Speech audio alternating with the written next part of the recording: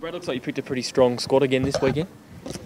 Yeah, it's just availability. I mean, we've got to get game time into everyone, so it's a mixture of balancing overall game time for all our list, looking at some young players, looking at some players who didn't play a lot of footy last year for us, and also trying to work on some things we've been practicing in the pre-season. So, it's a real balancing act, but some good players come back this week for sure. What'd you take out of last week's game?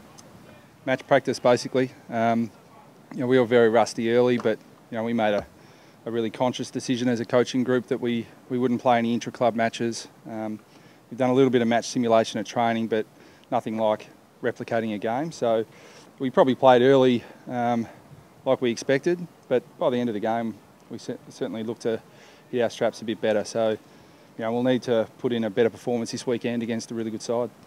Andrew Swallow playing this week. How much in better shape are you seeing now than this time last year? So. Yeah, well, this time last year he was struggling to walk with a ruptured Achilles, so he's in much better shape.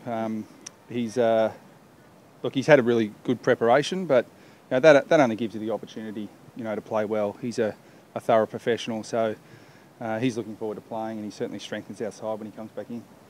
Higgins not playing, is that always the plan, just to give him that time? Yeah, well, I mentioned after the game last week that Higgins and Waite, looked our best prepared players, and the simple logic behind that is they were 4 weeks advanced of the rest of our group in terms of starting their pre-season. So Jared and Sean will be managing the round one because really they're ready to play now. So Sean not playing this week is all part of that plan. Take from that Waite won't play NAB 3? No, we'll balance between, is a full game worth it? Is part of a game a way to go? We've got some sub opportunities in the NAB Cup which we don't have in round one, so we'll use all those factors to weigh up overall preparation. A lot of coaches and administrators have had their say this year or in the last couple of weeks about the length of the pre-season starting too late, too early. What's your take on it? I know it's different again this year with the World Cup. Well, all I know is that if we didn't have a pre-season and we didn't have pre-season games, round one would have been last week and 2 guys would have had ruptured anterior cruciate ligaments, and then everyone would have been in an uproar saying we need to have pre-season games. So, good luck. I mean, whatever happens, someone's always got an answer, haven't they? What's your reason for not having intra-clubs this year? We just think it's a risk that we're not prepared to take when we don't feel like we get full competitive match practice out of it anyway. I mean, we think that intra-club games are, some clubs like them, some don't, but I think we prefer to play genuine opposition. We think 3 games is enough to do that. So, the intra-club just adds an element of risk that we're not prepared to take because the reward's not worth it. And Brad, how much of that is also a function of where this team's at in this development? Like maybe a year ago, 2 years ago, you might have had intra-clubs. Yeah, that's right.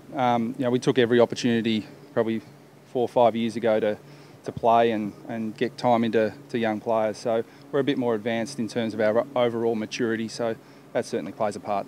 Yeah, I know you've spoken previously about expectations for the year and that sort of thing, but given what you saw from guys like Waite and Higgins last week, how far off it now do you think you are? Do you think these guys are sort of where you wanted them to be?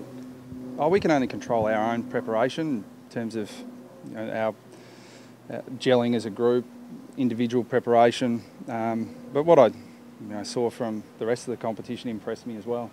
So, said it before, I'll say it again. I think 2015 is going to be as competitive as any season in the history of the game. So we've got to make sure that we're improving because I know the competition's going to. You had Kane Turner come in late last year and make a real impact with another pre-season under his belt. How's he looking for this year? Yeah, he's good. He's put on 6 kilos. I'm not sure where, but they're there apparently. The scales are saying that he's 6 kilos heavier.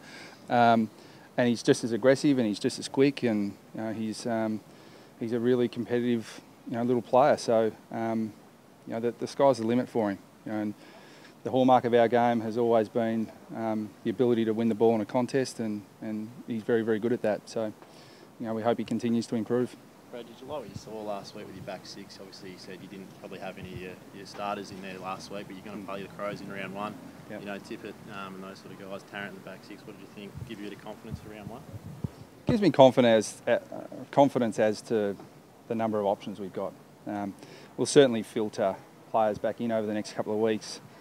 Thompson, Frito, Hansen. So, that means that we've got now a variety of players that can play, and that's all any coach wants.